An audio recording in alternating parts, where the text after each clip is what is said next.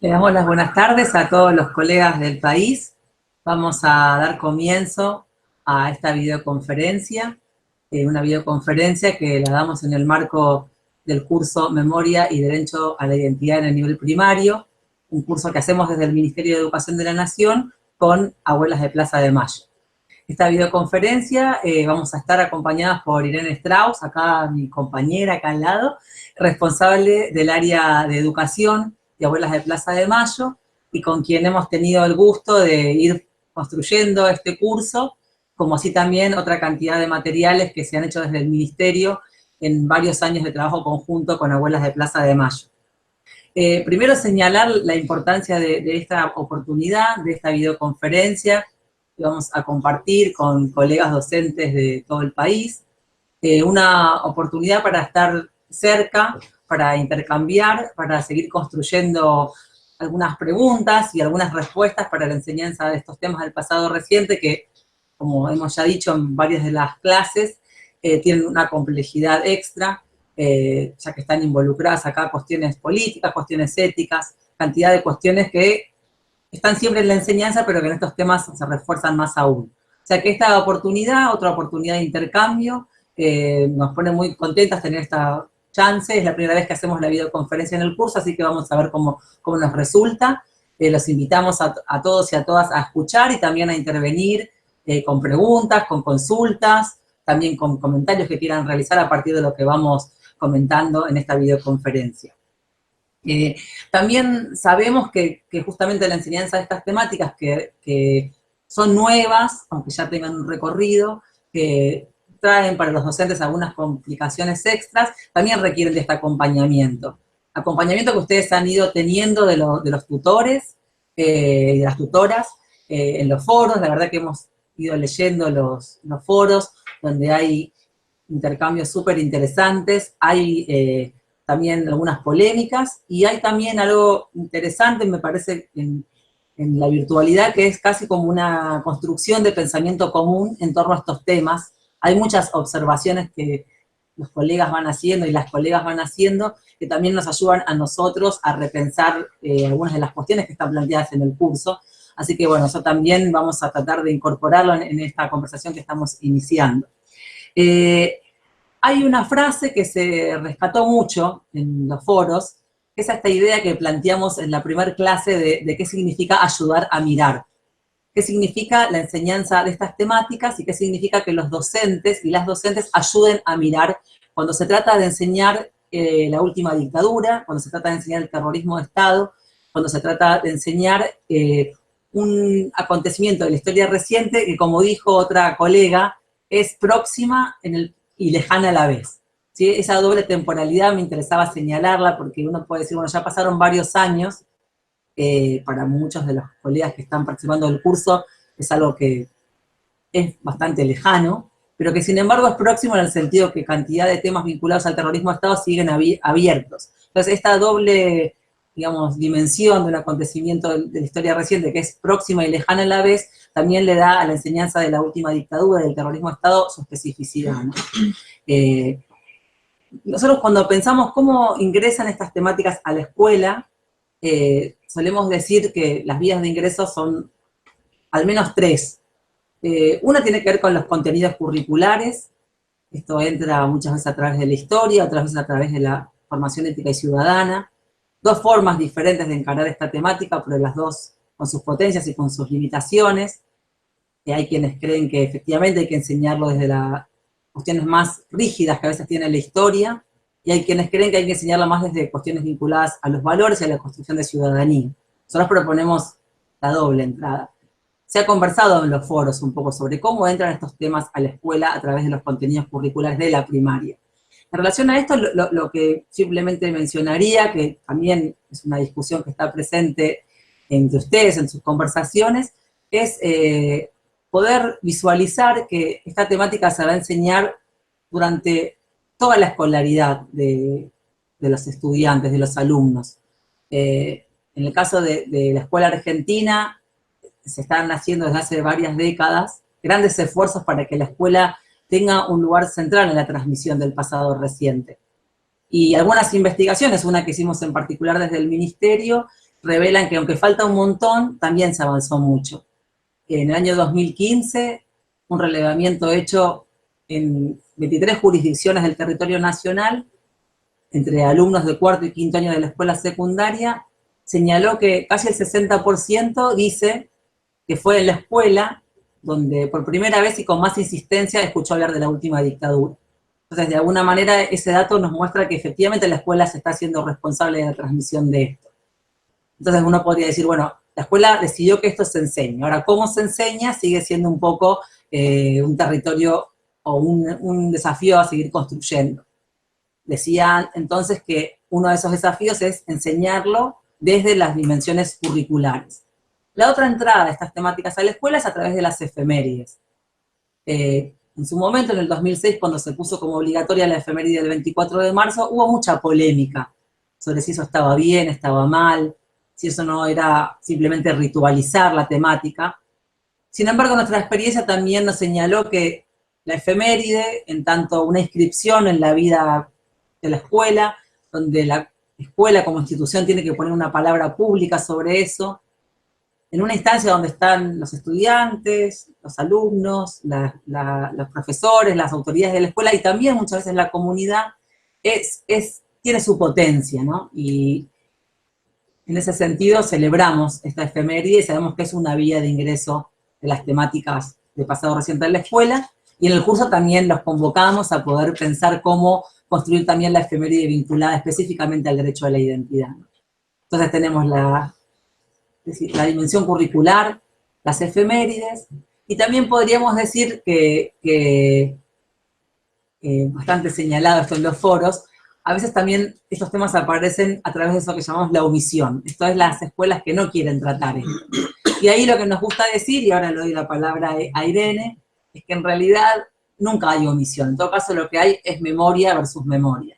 El que no habla de estas temáticas también a su manera está construyendo memoria sobre un acontecimiento como el terrorismo de Estado que puso en riesgo la vida colectiva de la nación misma, y en ese sentido la recomposición de la memoria del terrorismo de Estado también es una tarea colectiva que hay que asumir con responsabilidad. Si uno decide no hablar de esto, asumió también una decisión política en relación a esa herida. Así que bueno, ahora le voy a dar la palabra acá a mi querida compañera Irene, que la invitamos sobre todo por su enorme trayectoria enseñando estas temáticas, recorriendo escuelas para llevar la palabra de abuelas, para llevar el desafío enorme que abuelas siempre nos impone como sociedad, y también el ejemplo ético de las palabras de abuelas ingrese a las escuelas. Así que en su recorrido, asumiendo a veces muchas situaciones también problemáticas, escuchando discusiones, bueno, también gente que todavía presenta resistencias frente a la enseñanza de esto, tiene mucho para aportarnos, para enseñarnos, y también para nosotros desde el Ministerio ha sido siempre una gran riqueza poder construir materiales, en particular este curso, junto con abuelas, pensando conjuntamente entre el Estado Nacional y una asociación civil como abuelas. Así que bueno, gracias Irene por acompañarnos en esta conferencia y en todos estos años. Así que bueno, escuchamos acá a la compañera de abuelas. Bueno, gracias Ceci. Ya con Ceci creo que hace casi 15 años que venimos compartiendo esta tarea, y no solo con Ceci, sino con montones de personas del equipo.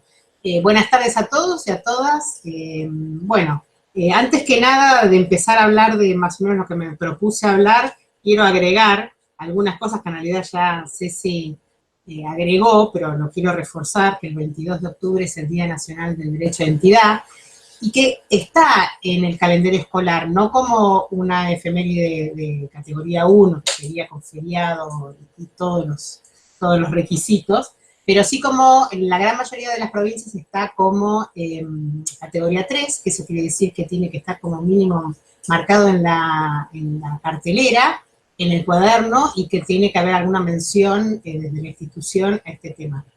Por supuesto que hay muchísimos docentes a lo largo de todo el país que hacen trabajos muchísimo más intensivos durante todo octubre, y bueno, antes de que yo me olvide, porque probablemente después al final me voy a olvidar, los invito a todos a una actividad que habitualmente hace Abuelas durante octubre. Este año vamos a volver a hacer Twitter Relatos por la Identidad, pero más que nada centrados en la Convención de los Derechos del Niño, Niña y Adolescente, porque este año se cumplen 30 años de la firma de esa convención, donde las abuelas pudieron, en esa oportunidad, en 1989, en la ONU, plantear la incorporación de los 3 artículos que dan nombre al derecho de identidad. Entonces, para nosotros, este año es además más importante todavía el tema del trabajo sobre los derechos del niño en la escuela, y bueno, la idea es que se sumen, ya en las redes de abuelas va a estar publicado exactamente la fecha, va a ser la primera semana de octubre, y que requiere una producción de un texto muy breve, en Twitter es de 140 caracteres, o sea, sobre identidad, y bueno, muchas escuelas en todo el país se suman, así que bueno, los invito antes que nada para que como actividad para la conmemoración de los 30 años y también para la conmemoración del Día Nacional de Derecho de Identidad se puedan sumar. La otra cuestión que quería agregar a lo que dijo Ceci es que en realidad otra de las dos vertientes por donde muchas veces entran estos temas a la escuela es a través del arte y a través de la ciencia. Las abuelas, los que han tenido la posibilidad a lo largo de todos estos años de lucha, es haberse podido contactar con montones de colectivos. Y el colectivo de la cultura y de todo el arte fue uno de los colectivos que muy tempranamente se sumaron las abuelas para poder transmitir la problemática desde otra perspectiva, desde una perspectiva tal vez de una subjetividad más poética, o bueno, desde el teatro, la música, la poesía, etcétera, y van a ver que además después en la clase 4 que todavía no iniciaron, que vamos a dedicarle bastante al tema de la literatura, van a ver cómo montones de escritores e ilustradores han puesto su creatividad a la suma de esta lucha. Pero también por otro lado, hay algo que tal vez nosotros no nos damos cuenta porque ya naturalizamos, pero nuestra geografía está totalmente marcada por una simbología que dio la resistencia de la lucha de los derechos humanos. El hecho de que uno vea un pañuelo y automáticamente sepa de que eso significa un colectivo en lucha, al comienzo eran blancos, hoy son verdes, y tenemos el arco iris completo de pañuelos en lucha, habla de que también atravesó toda nuestra cultura y nuestro arte la lucha por los derechos humanos. O sea, no son partes estancas de la sociedad, son todos vasos comunicantes, y yo creo que el arte es uno de los lugares privilegiados para poder empezar a trabajar el tema de la identidad. Por otro lado, el tema de la ciencia, por supuesto, también se suma por el mero hecho de que la ciencia tuvo la oportunidad de ponerse al servicio de los derechos humanos a través del índice de igualdad, que ustedes deben haber leído ya en la clase 3, no me voy a explayar ahora, pero bueno, es una muy linda entrada para trabajar, porque tal vez muchos chicos, o digamos, la sociedad en general, a veces tienen la idea de que los científicos se dedican a algo inalcanzable. Bueno, continuamos con la clase, disculpas por las cuestiones técnicas. Como no sé hasta dónde habíamos llegado exactamente, voy a retomar un poquitito. Vamos a empezar a hablar del archivo biográfico familiar, que es una de las herramientas que Abuelas organizó, una más, digamos, ¿no? Hice un pequeño raconto de las herramientas que las abuelas fueron construyendo a partir de las necesidades, ¿no? Las primeras eran la necesidad de la búsqueda, de cómo instrumentar la búsqueda, después la necesidad de la identificación, donde aparece la ciencia, después el Banco Nacional de Datos Genéticos, donde en realidad lo que se necesitaba en ese momento era preservar esa herramienta hacia el futuro, las cuestiones jurídicas, donde obviamente la Convención Internacional de Derechos del Niño, donde quedan incorporados los 3 artículos, es la expresión máxima de la cuestión legal y jurídica en función de la garantía del derecho a la identidad, y también a la legislación argentina, distintos hitos que obviamente también colaboran con la preservación y la garantía de este derecho.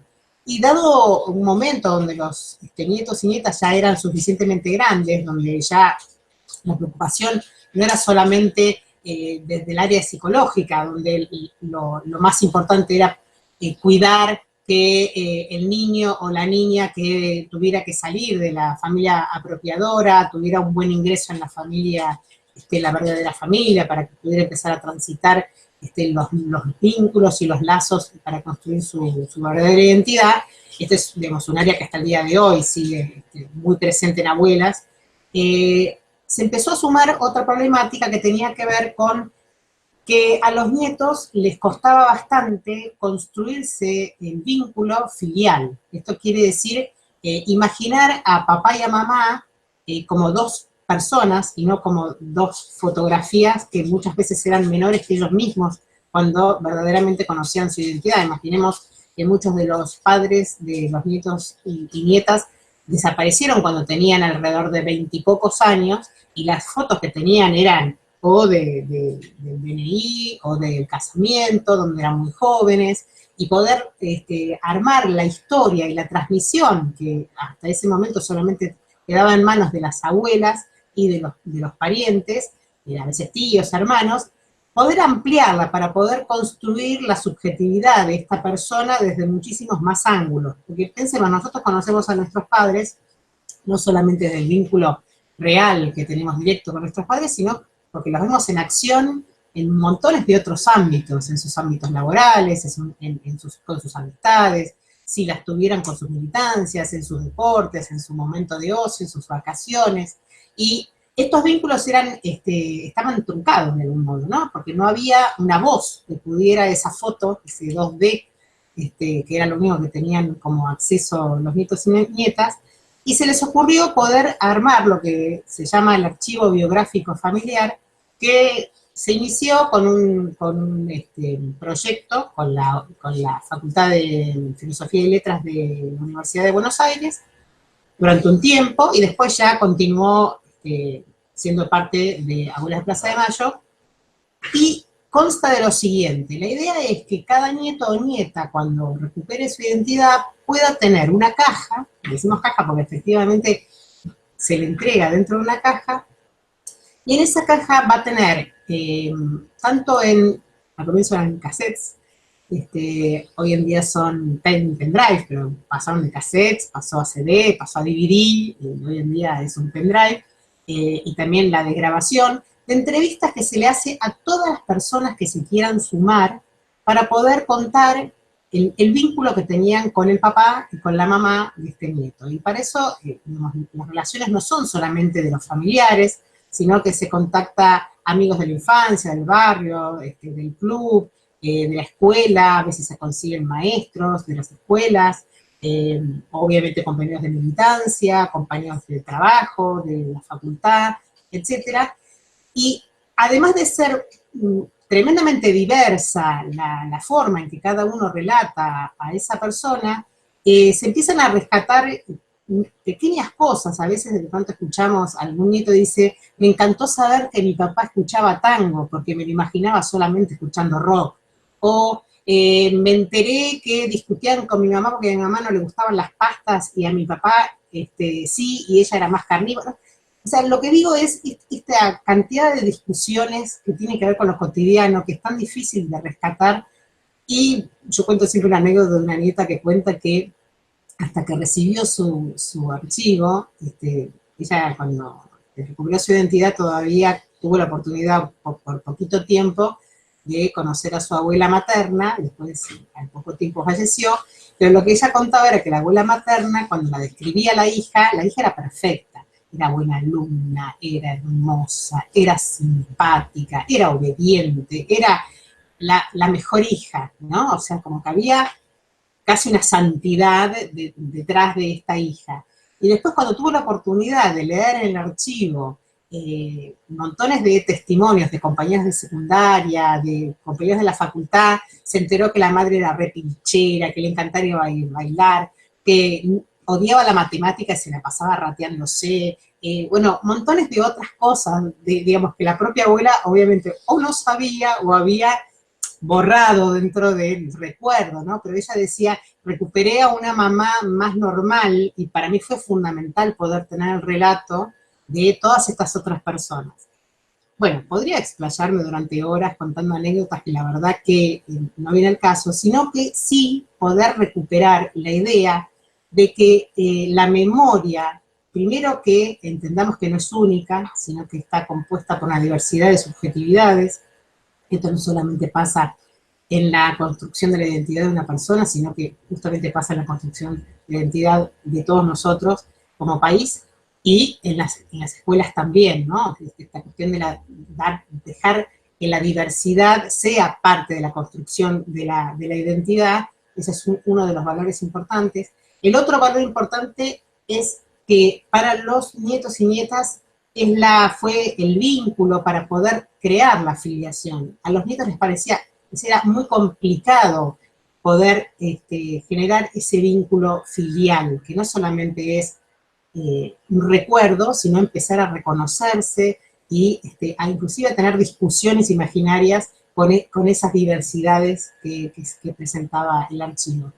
Y como última cuestión, más que nada también como una cuestión de resistencia, el archivo biográfico familiar es la resistencia a la desaparición. O sea, las abuelas están en este acto de poder juntar todas las subjetividades que conocieron y que vuelven a construir a sus hijos desaparecidos, están volviéndole a dar voz en una forma de multiplicidad de voces, en muchos aspectos, y no solamente en un informe de CONADEP, donde queda con nombre y militancia, y queda inscrito como una sola forma de identidad. Entonces, bueno, yo creo que el archivo biográfico familiar es un cuerpo concreto, donde se inscribe la resistencia de las abuelas al olvido, y donde se apuesta a una memoria diversa. Así que bueno, quería presentarles un poco el tema del archivo. Me gustaría que recordemos que pueden hacer preguntas, no solamente esto, pueden hacer preguntas de cualquier tema ligado al curso, y también, obviamente, a lo que acabo de contarles. Tengo una pregunta, sí, yo, ya que todavía no entra en preguntas. Está bien, ok. Sí. No, pensar cuando vos describís el archivo, digamos que tal vez uno de los objetivos del terrorismo de Estado fue justamente impedir esa transmisión generacional, impedir que una cantidad enorme de vidas se inscriba en un legado generacional, ¿no? Y qué enorme el trabajo de los organismos de derechos humanos de inventar permanentemente estrategias para representar la ausencia y también para reponer esa transmisión. Ahora, también pienso que esa transmisión es eficaz cuando es fallida. Este ejemplo que vos ponías, ¿no? Cuando efectivamente uno se puede vincular con ese legado y ser un poco traidor en el sentido de poder hacerle preguntas a ese legado que también lo incomoden ese legado, ¿no? Porque si no la historia se repetiría siempre igual. Y en relación a esto te pregunto, cuando vos vas a las escuelas, ¿qué es lo más difícil de explicar? ¿Cuáles son las preguntas más recurrentes y los lugares más incómodos cuando vos tenés que explicar qué pasa con la historia de los nietos, qué pasa con el trabajo que hicieron las abuelas?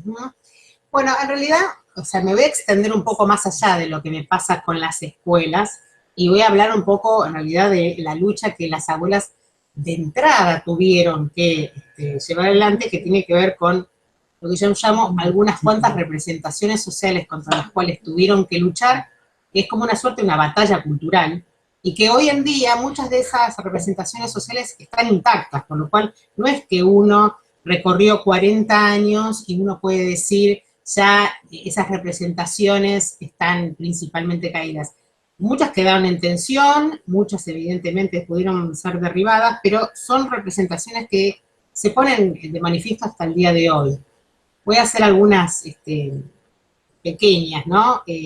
Una de las principales representaciones sociales con las cuales se toparon las abuelas, por supuesto, que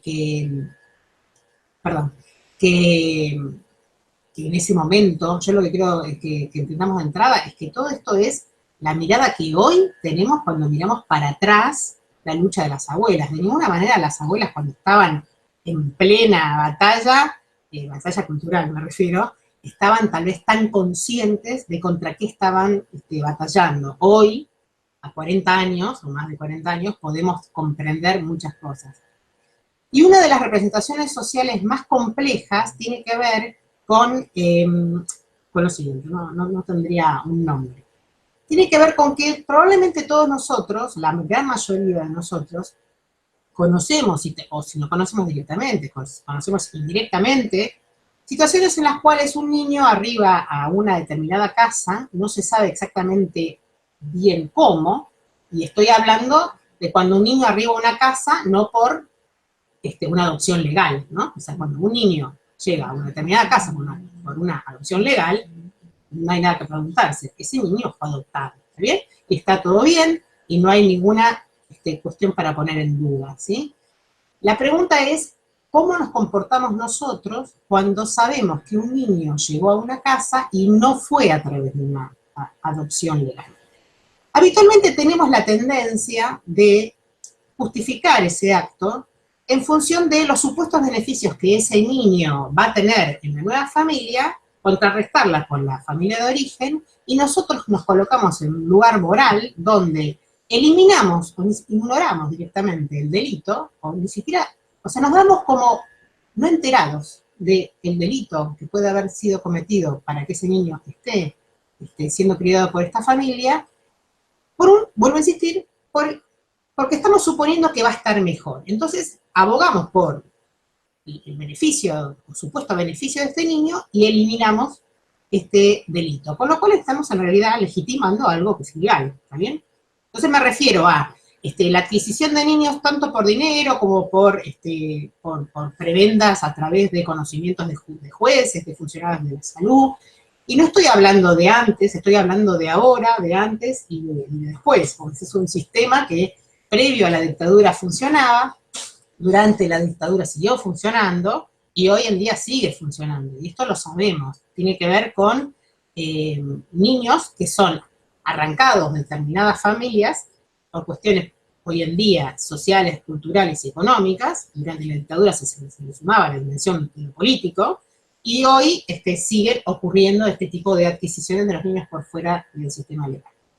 Entonces nosotros como sociedad no solamente conocemos y tal vez no nos involucramos, sino que habitualmente cuando entra en discusión, cuando se da a veces estas discusiones, sumamos una dimensión más que tiene que ver con estigmatizar a la madre o a la familia de origen, porque es la manera en donde nosotros nos sentimos eventualmente tranquilos de que efectivamente esa transacción tiene al final un beneficio. ¿Se entiende, Sí, Cecilia, sí. lo que quiero decir?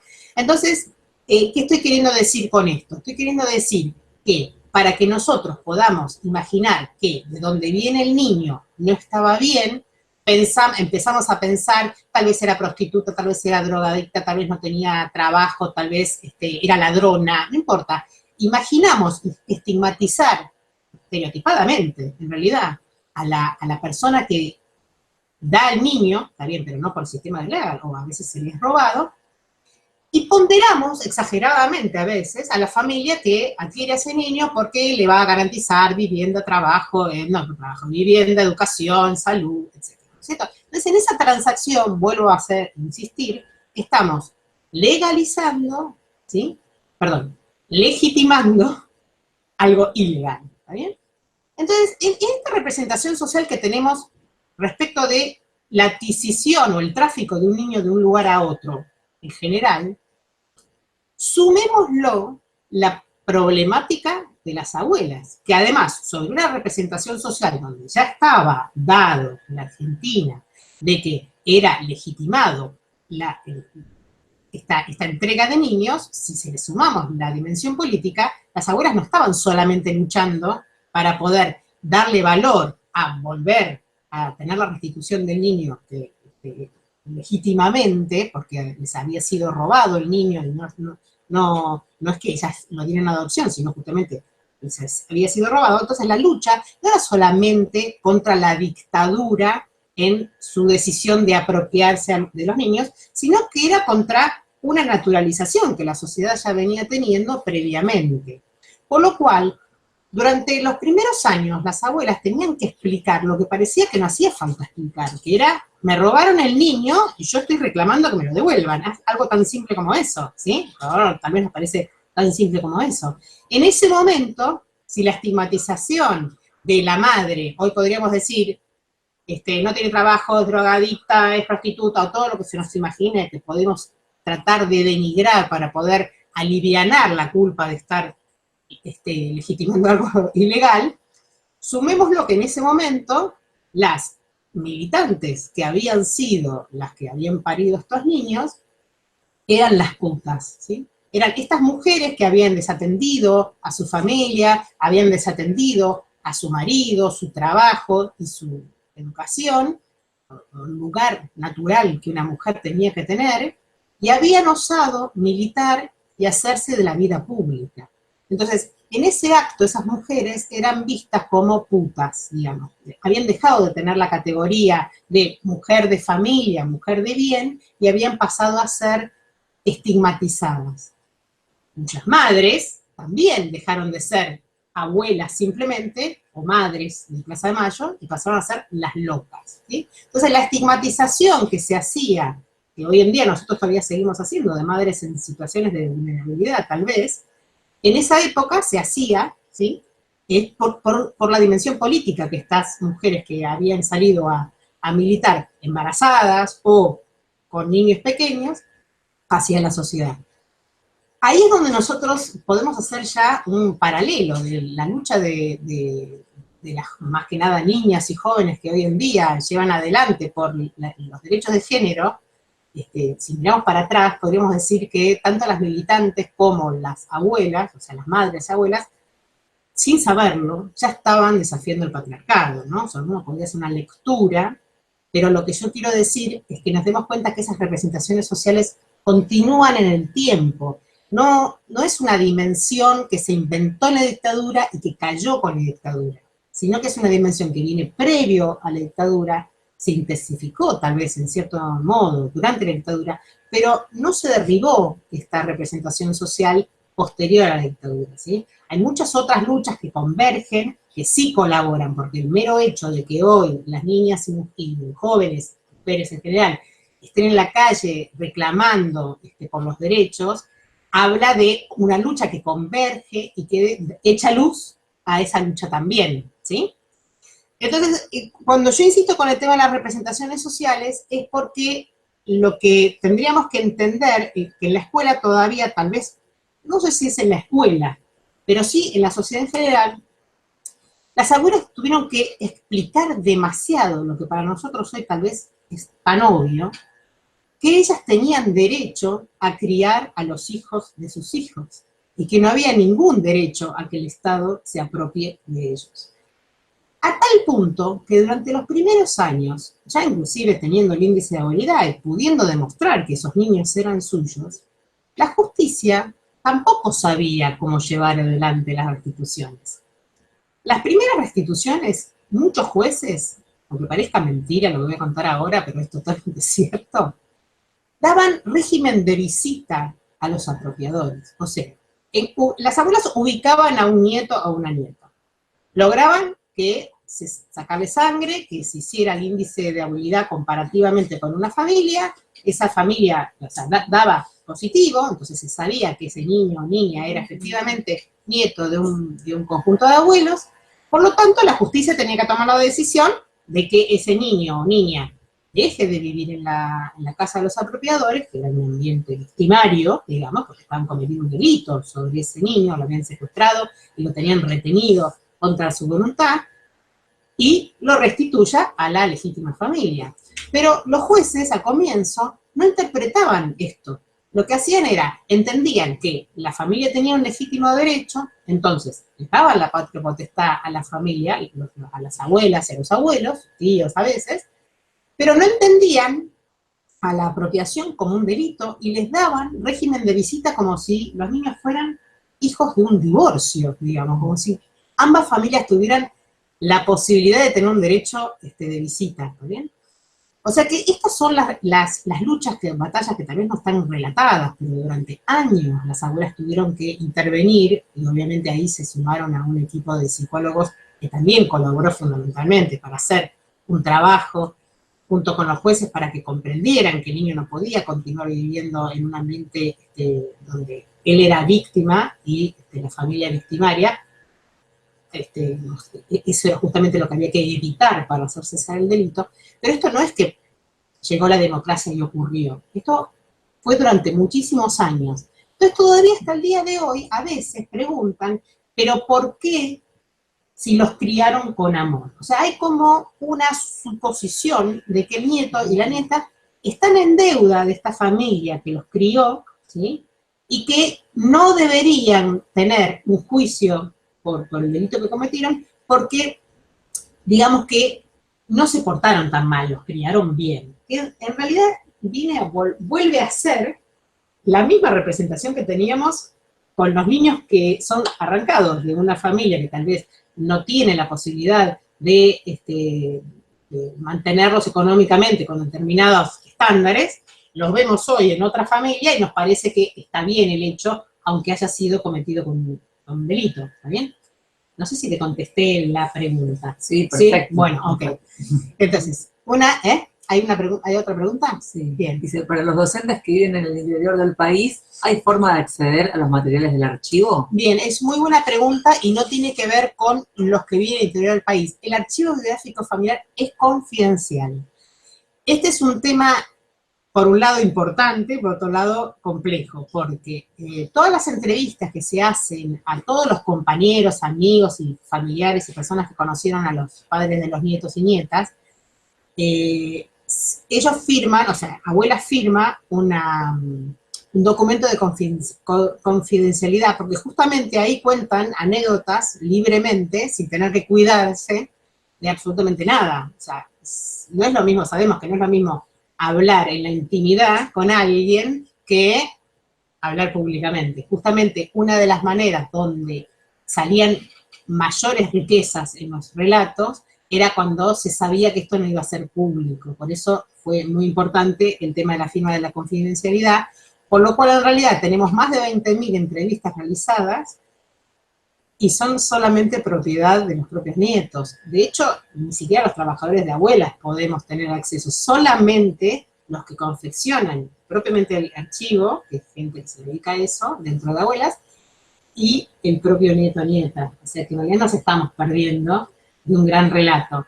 Y es una cuestión, abuelas muchas veces se preguntó cómo hacer, porque evidentemente todos esos relatos construyen una generación, no solamente construyen lo vincular del nieto o la nieta con sus propios padres, sino que también vienen a reponer el vínculo de una generación completa con nosotros que estamos también sufriendo esas ausencias, aunque no tengan un vínculo familiar con nosotros.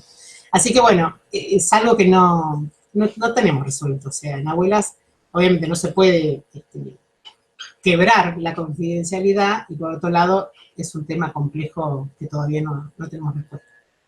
Si no hay más preguntas, no. Okay. Yo hago otra pregunta. Dale, yo hago otra pregunta. Bien. En todos estos años de trabajo compartido con abuelas, el primer tiempo estuvo destinado a trabajar sobre todo con escuelas secundarias y con institutos de formación docente, y vos siempre insististe mucho en que estas temáticas se piensen también, primero para el nivel inicial y en particular para este curso, para nivel primario. ¿Por qué a vos te parecía tan importante que en estos niveles donde suele haber más desconfianza sobre todavía son muy chiquitos para hablar de esto, ¿por qué a vos te parecía tan importante que abuelas también tuviera una narración pensada para nivel inicial y nivel primario? Bueno, hay varias formas de contestar esta pregunta. Una que es la más práctica, que tiene que ver con que los nietos y nietas de abuelas hoy tienen alrededor de 40 años y ya hace unos cuantos años, ya cuando tenían alrededor de 30, es que empezaban a ser padres y sabíamos que los bisnietos eran los que estaban empezando a transitar las escuelas. Por lo tanto, lo primero en realidad que hicimos nosotros era ingresar en los niveles, en el nivel inicial, que es efectivamente el primer nivel que abordamos, ¿no es cierto? En el 2013 empezamos con el nivel inicial. Eso es por un lado. Por otro lado, también contarles, voy a por el mismo lado, contarles que ya en abuelas, no sé si se sabe, pero existe lo que nosotros llamamos el área de presentación espontánea, que es, bueno, ya desde hace unos cuantos años, desde que los nietos son jóvenes y adultos, que se pueden presentar voluntariamente, abuelas no tienen que esperar como cuando eran niños, que abuelas contactar a la justicia contacte a la familia apropiadora se presente frente a la justicia, pone al niño para que se le saque sangre. Pues bueno, todo esto era un niño menor de edad, por lo tanto, era obligado que todo sea indirecto, o sea, las abuelas no podían tener contacto directo con los nietos. Pero cuando los nietos empezaron a crecer, se los empezó a interpelar a través de campañas de difusión, empezó con la música, el teatro, distintos spots en la televisión, etcétera, toda la movida cultural de bla, bla, bla por la identidad que hay, ¿no? De todas las campañas. Entonces, en abuelas se empezó a armar un área que estaba, se empezó a especializar a recibir a estos nietos y nietas, porque bueno, hoy en día sabemos que permanentemente están siendo interpelados por montones de vías, y que permanentemente viene gente con dudas de su identidad para saber si efectivamente puede ser hijo de desaparecido. Y lo que ya están apareciendo en los últimos años son consultas de los bisnietos. Ya tenemos, en todas las filiales de abuelas en todo el país, ya tenemos montones de, cuando digo montones tal vez son 10, 15 al año, ¿no? Es que montones no son miles.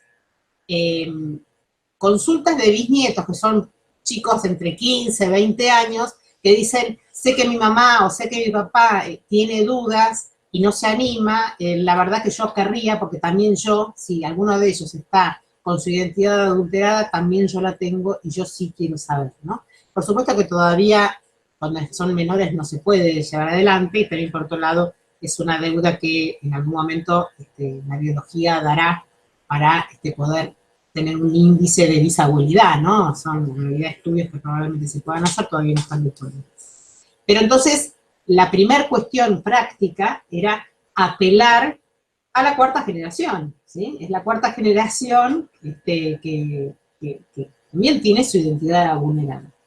Pero también por otro lado, en realidad, y esto ya no es solamente un objetivo directo de abuelas, pero sí cuando uno circula por los ambientes educativos, de algún modo uno también genera responsabilidades, tiene que ver con una mirada de la educación o de la infancia, ¿no?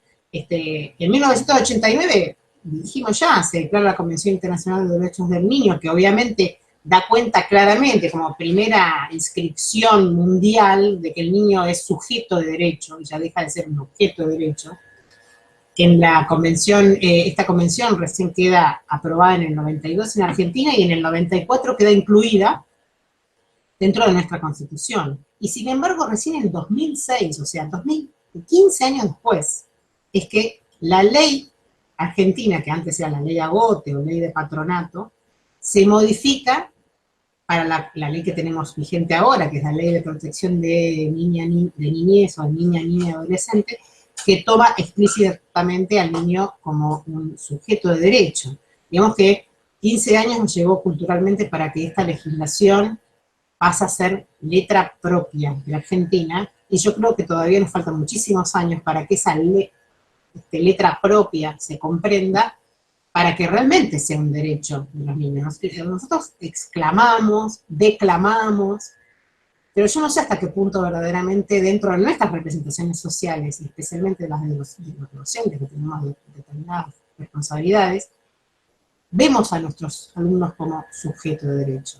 Entonces, presuponer de entrada que nosotros tenemos la potestad de decidir esto es, esto no es, y que de pronto el pibe se entere en cuarto año de la secundaria, que en la Argentina hubo una dictadura, me parece como una mirada bastante, no sé, la palabra no encontraría la palabra, pero lo que quiero decir con esto es que yo creo que de la misma manera que nosotros construimos el cuidado del cuerpo en la educación sexual integral desde entrada, y en la sala de 3 no vamos a hablar de relaciones sexuales, pero sí vamos a hablar del cuidado del cuerpo y de la representación que cada uno tiene de su cuerpo y el cuidado del otro, y con la confianza de que en sala de 4 vamos a agregar un elemento, y que en sala de 5 vamos a agregar un elemento, y que durante la primaria vamos a ir agregándole, de modo que cuando el chico entra en la pubertad tenga un recorrido previo para que de pronto un día pueda comprender todo, ¿sí?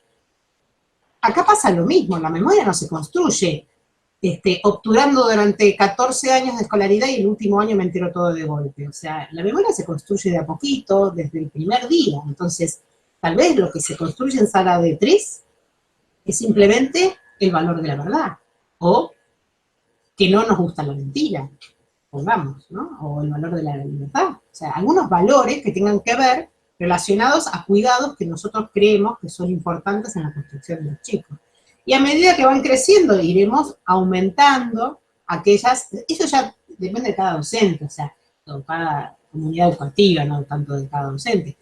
Pero yo creo que estas son construcciones que se hacen desde el principio, porque si no, además, no podemos explicar por qué de pronto un padre y una madre salen con un chico y van a la marcha el 24 de marzo, y después, el día siguiente, ese chico tuvo una experiencia y sus compañeros no, y lo que va a terminar pasando es que los docentes van a ser interpelados por la realidad y van a ser anticipados por los niños. Entonces nosotros como docentes tenemos que ir construyendo en conjunto lo que va pasando en la realidad. Los pibes no están ajenos. Esta idea de que la escuela va a estar como una suerte de reservorio fuera de la realidad para protegerlos de algo. En realidad lo que tenemos que hacer es construir junto con ellos la participación de la vida pública. En la medida de la edad que tengan, ¿no? Acá entró otra pregunta que me parece que es bastante interesante. Dice, en la escuela en la que trabajo se usaron unos videos de Educar en los que los casos que se mostraban eran de padres que habían adoptado chicos sin saber que eran hijos de desaparecidos. ¿Hay casos de ese tipo? ¿No creen que eso va un poco en contra de la representación de la que hablaban recién, quitándole la dimensión del delito? No sé bien cuáles son los videos que están hablando, pero no me parece que vaya en contra, todo lo contrario. En realidad, una de las cosas importantes que tenemos que tener en cuenta cuando vamos a trabajar este tipo de temas es que las dos, ponderar la adopción. O sea, la adopción legal no solamente es todo lo contrario que la apropiación, sino que es una institución necesaria. La institución de la adopción fue creada para dar una familia a un niño que necesita una familia, sea porque la familia de origen no lo pueda criar por todas las cosas que uno se puede imaginar, o porque efectivamente haya quedado huérfano y no tenga familia, ¿también? Entonces, la adopción tiene que ser ponderada. Cuando hablamos de las apropiaciones, debemos hablar de las adopciones, para que los pibes entiendan la diferencia, porque lo más peligroso es que un niño adoptado o un niño que conoce un amiguito adoptado crea que eso es un delito. O sea, que en realidad me parece al revés, de que, no me acuerdo ahora cuál de los videos te estás refiriendo, o se está refiriendo la docente o el docente, pero sí me parece importante que cuando vayamos a hablar, si nuestro curso es tal como para poder hablar de apropiación, tengamos muy claro de también hablar de adopción y hacer una ponderación absoluta de la adopción cuando la adopción está dada en el marco legal, cuando está dada con la verdad. También contar que depende de la edad del chico, que el pibe cuando tiene 18 años puede tener acceso a su origen biológico, porque eso la ley de adopción así lo indica. Eso hace que el niño o la niña tenga la posibilidad de acercarse o no, y eso ya es una cuestión privada, pero por lo menos el acceso está dado, que es la única manera que se le puede garantizar el derecho de identidad, si es que el niño quiere abordarlo. Pues ya no va a ser niño, sino adulto, ¿no? Cuando sea ese momento. No sé si contesté. Sí, ok. ¿Otra pregunta? Sí. Hay otra, si no yo hago otra. Acá no la hablamos la otra pregunta. Sí, te hago otra pregunta, Irene. Sí. Vos hace mucho que trabajás con abuelas y conocés de forma bastante detallada, digamos, los casos de los nietos y de las nietas recuperadas. ¿Hay alguna historia que te parezca, que te haya impactado de modo diferenciado por algún motivo? ¿Nos puedas contar por qué? ¿Alguna de esas historias tantas que hay? Sí. Sí, hay varias historias que me han impactado bastante. Una historia que tiene que ver con esto que dije al comienzo, que me parece importante que sepamos que, digamos, cuando uno pondera la lucha de abuelas y de todos los colectivos que se fueron sumando a esta lucha, uno a veces tiende, de la misma manera que uno imagina a San Martín o no sé, a Belgrano como héroes inmaculados que no hayan tenido ninguna duda y que no hayan cometido ningún error. Más bien es todo lo contrario. Justamente cuando uno construye algo, se vive equivocando. Lo que pasa es que lo más importante es que esa equivocación sea producto de un nuevo aprendizaje, ¿no? Esto es fundamental.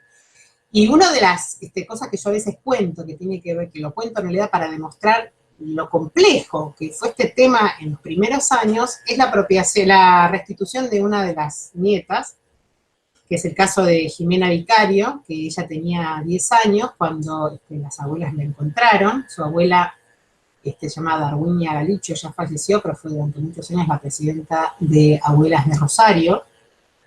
Y cuando la encontraron, resulta que esta niña había sido adoptada legalmente, con adopción plena, por una mujer que se llamaba Susana Siciliano, Y lo que ocurrió fue que el juez tenía frente a sí un índice de habilidad que daba con seguridad de que Jimena era la nieta de Darwinia, pero por otro lado tenía una adopción plena por otra mujer, donde la adopción plena es una, es una sentencia irrevocable.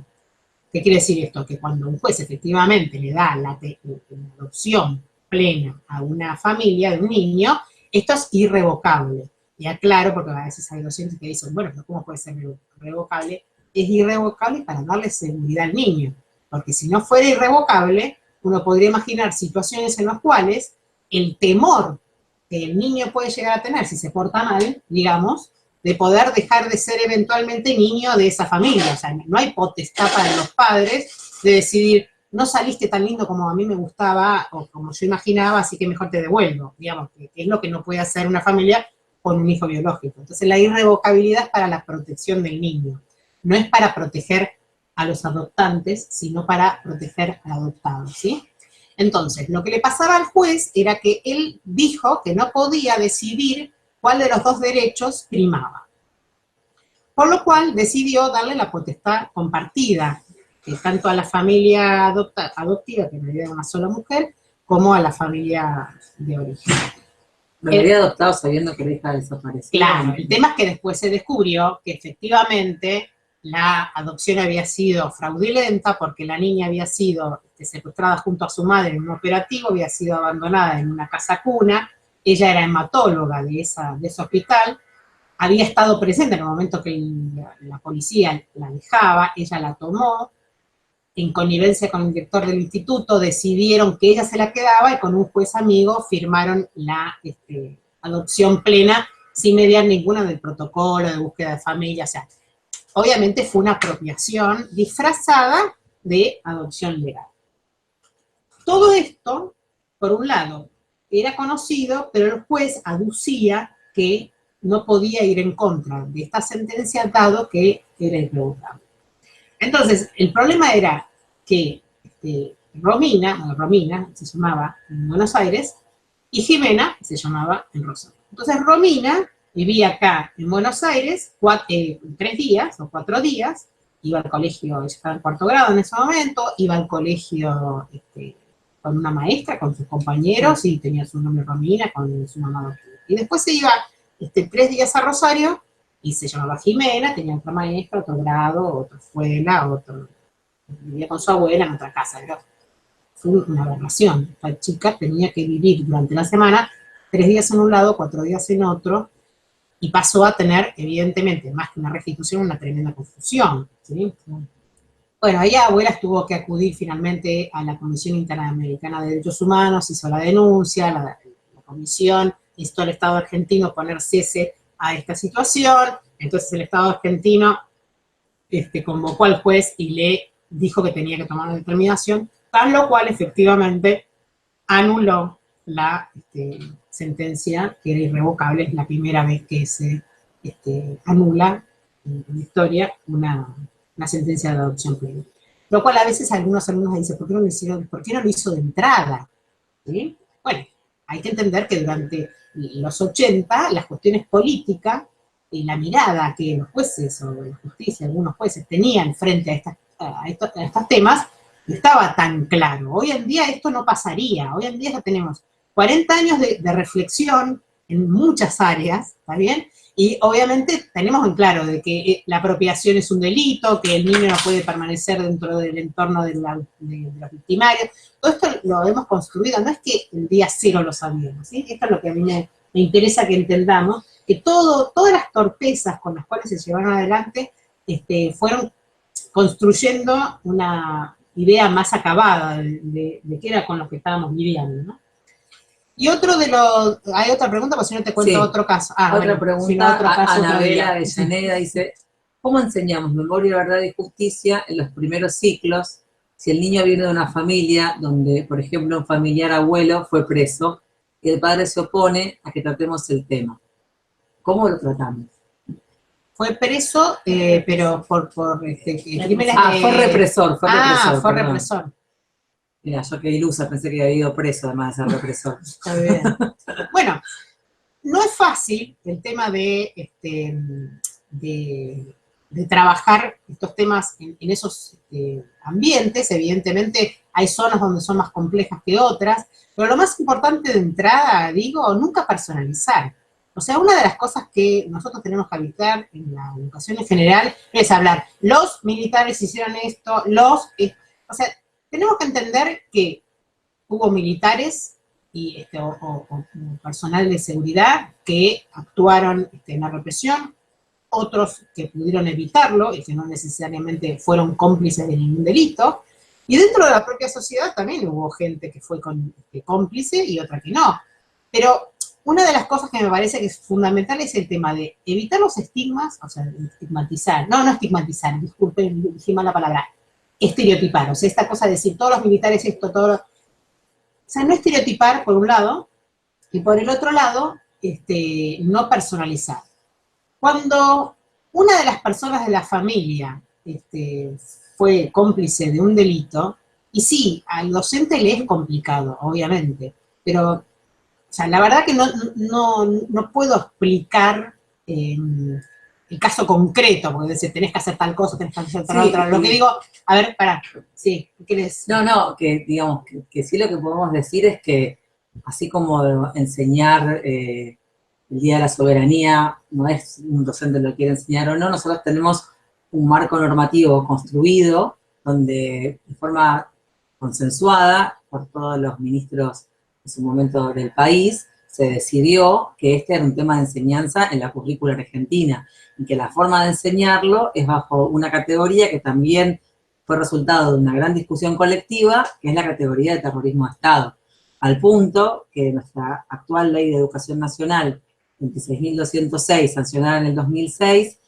que no es una ley que prescriba contenidos, porque nuestro sistema educativo es federal y cada jurisdicción, después de una cantidad de acuerdos comunes, tiene la potestad de definir sus diseños curriculares sobre algunos temas, digamos, que son efectivamente trascendentales para la vida colectiva. La ley sí dijo que deben ser enseñados. Hay un artículo que es el 92 que señala que todas las jurisdicciones del país deben enseñar algunos temas. Uno de esos temas está vinculado al pasado reciente, en particular la última dictadura. O sea que no es, digamos, que uno decide si lo quiere enseñar o no, sino que ya hay una práctica. Ahora, lo cual claro, de ninguna manera inhibe que una vez que se enseña, se despierta en cantidad de discusiones. Claro, el punto es el cómo. Sí. Pero de todas maneras, o sea, yo entiendo que si el padre ese día, por una decisión individual, no lo quiere mandar al chico, estará en su derecho, pero de ninguna manera la escuela puede someter a consulta popular si el tema debe enseñarse o no.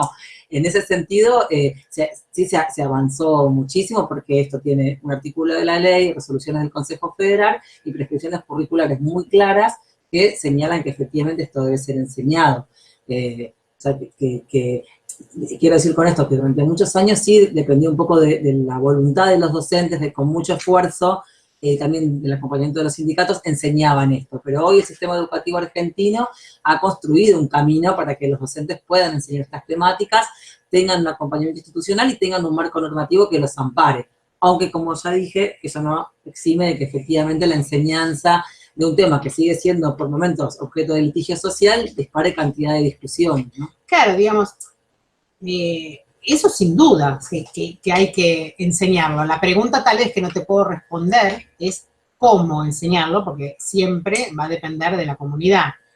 Una opción es la que dice Ceci, que tal vez si los padres pueden tener la potestad de mandarlo o no mandarlo. Está bien, eso hay que ver. Hay montones de otros temas que generan tensión en la escuela y que obviamente hace que tal vez padres decidan quitarlos o no de esa clase, pero lo que no se discute es que esto hay que, no es un on demand, no es que me viene bien o no me viene mal, igual que la justicia, no es que si es una causa incómoda no la juzgo, si es una causa cómoda sí.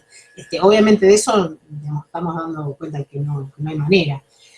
¿Cómo tratarlo? También depende, vuelvo a insistir, del pibe, de la edad del pibe. A veces hay que medir si el conflicto que le genera al chico, saber que su familiar cometió un delito grave, acompañarlo en eso. Pero si la propia familia se opone, bueno, tal vez la familia lo quita de ese lugar. No hace que nosotros no continúes con la clase con el resto, ¿no es cierto? Sí, también uno puede pensar que si la escuela, en tanto institución estatal, pone una palabra sobre un delito, que es un delito de lesa humanidad, hasta sea una ayuda para ese niño que pueda comprender mejor, digamos, porque no es, digamos, uno lo puede querer a su abuelo, aunque sea un represor. Lamentablemente eso es así. Pero de todas maneras, capaz la escuela con alguna distancia, con algunas herramientas teóricas, puede ayudar más a comprender eso que si se lo explican los propios padres. Sí. Yo creo que la escuela no resigna el lugar de la enseñanza de eso y acepta también, digamos, no nos queda otra, cuando enseñamos estas temáticas, cuando tratamos temas de memoria en la escuela, sabemos que son un desafío y sabemos que de alguna manera enfrentamos una situación que nos va a movilizar y que nos puede abrir cantidad de problemas, pero bueno, también es valiente que la escuela argentina tomó la decisión de hacerse responsable de eso, acompañada por supuesto por una lucha social y también por cuando Irene iba explicando todo este camino que recorrió Abuelas, también para resolver mejor algunas cuestiones que a Abuelas les costó un montón, también sumó mucho la instancia judicial que dijo, bueno, en Argentina ocurrió terrorismo de Estado. O sea, si ese delito del apropiador no prescribe o efectivamente es un delito muy de lesa humanidad es porque hubo terrorismo de Estado. En los 80 no estaba tan claro eso. No estaba tan Entonces, la definición del terrorismo de Estado, que en la currícula está escrita de esa manera, también ayuda a esto, digamos. No es que hubo un lado y el otro, no, hubo terrorismo de Estado. No, yo lo único que podría llegar a sumar, que tal vez te puede, a la docente o los docentes en general que necesiten, hay un testimonio de Victoria Montenegro que es muy fuerte, que no me acuerdo, que alguna vez la teníamos en alguno de los cursos que dábamos, pero esta vez ya no está, pero está en la página de YouTube de Abuelas, podríamos llegar a después enviarlo para que todo aquel que lo quiera ver. Hay una parte donde ella cuenta muy claramente la relación que ella tenía con su apropiador, muy fuerte, que le costó muchísimo poder aceptar que él había cometido el tremendo delito de, por un lado, asesinar a sus padres y después apropiarse de ella. Y lo que ella dice, yo igual nunca lo dejé de creer, porque si uno verdaderamente ama a una persona, probablemente lo ama en lo bueno y en lo malo, o sea, uno no, yo no dejé de amarlo, aunque sé que es tremendo y no apoyo, ni avalo, ni estoy de acuerdo con nada de lo que cometió. Entonces, tal vez es medio difícil para un pibe de esa edad comprender que uno puede seguir amando al abuelo y no estar de acuerdo con lo que llevó adelante, pero por lo menos nosotros como adultos, sí poder tener en claro que las cosas no son blanco y negro. Nosotros no queremos a las personas que son todas perfectas. Las queremos y después podremos estar en disenso de montones de cosas con esas personas que nosotros queremos, ¿está bien?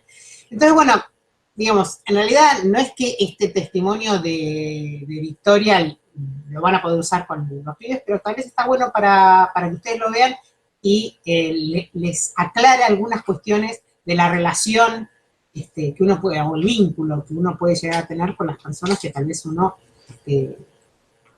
quiere igual, por más que hayan cometido tremendos delitos, digamos, ¿no? Y también saber que, digamos, eso en el curso me parece que hay muchos ejemplos, en algunas comunidades que pueden ser más difíciles, hay otras formas de entrar al tema que no son directamente de lleno a la cuestión represiva, digamos, o no a la represión más clara de la desaparición o el robo de niños, ¿no? Nosotros proponemos entradas vinculadas a las cosas que estaban prohibidas y permitidas, proponemos entradas vinculadas a por qué uno tiene derecho a un nombre, a inscribirse en una historia. Esas son entradas que pueden ser tal vez un poco más, más amables, digamos, para los primeros, sobre todo para el primer ciclo de la escuela primaria, y también para aquellas comunidades donde capaz que el tratamiento del tema requiera algún abordaje más mediado, ¿no? Claro, sí. Entonces, en ese sentido también las docentes, ustedes van a ver que en el curso hay muchos recursos vinculados a la literatura, a las canciones prohibidas, a los cuentos. Esas también son mediaciones que pueden ayudar a aquellas comunidades más difíciles para el tratamiento de estas cuestiones. Sí, el rescatar la memoria, o sea, que, digamos, obviamente, yo creo que de la misma manera que nosotros tenemos recaudos con la edad, cada comunidad tendrá su contexto que hace que sea de mayor recaudo o no, para que la construcción de lo que estamos queriendo que se construya sea tal vez más mediado, como dice Ceci, ¿no? A ver, perdón, para no dejar de... ¿Había otra pregunta más? No, ya, por ahora no. Perfecto, bueno. Entonces, en realidad, vamos a ir cerrando. De todos modos, si todavía tienen alguna pregunta, la pueden hacer. Contarles que en la página de abuelas tienen, la página de abuelas es www.org.ar. Arriba, a la izquierda, tienen varios canales, redes. Tenemos Facebook, tenemos Instagram, tenemos Twitter y tenemos nuestro canal de YouTube. En nuestro canal de YouTube hay listas, hay una lista que es material de educación, y ahí hay montones de materiales que pueden ser no solamente para el docente, sino que también pueden ser materiales que ustedes pueden elegir para trabajar con los pibes. Y acá quiero hacer una pequeña aclaración, porque dentro de los materiales que hay para primaria, grabados, hay un ciclo que llamamos Así Soy Yo, que hicimos con Paca Paca, que lo hicimos en 2 temporadas, y que en su momento no fue pensado para trabajar en las escuelas, sino que fue pensado para que, mientras el niño está viendo tele y sabemos que habitualmente hay un adulto en la casa, el adulto, que vendría a ser el papá o la mamá, escuche estos micros que hablan de la identidad y que eventualmente, por elevación, estemos interpelando a los padres de esos niños, que son efectivamente los nietos que estamos buscando, ¿está bien? O que el niño pueda hacer preguntas a partir de ese micro a los padres y ahí empezar a instalar o liberar esta duda que nosotros suponemos que la gran mayoría de los nietos y nietas tienen y que tal vez está obturado y a veces a través de la pregunta de su hijo, de su hija, se puede abrir. O sea, fueron iniciados con esta intención. Después resulta que empezaron a ser incorporados dentro de las escuelas para poder hacer un tratamiento. Entonces yo lo que quiero es hacer algunas aclaraciones de algunos de los micros.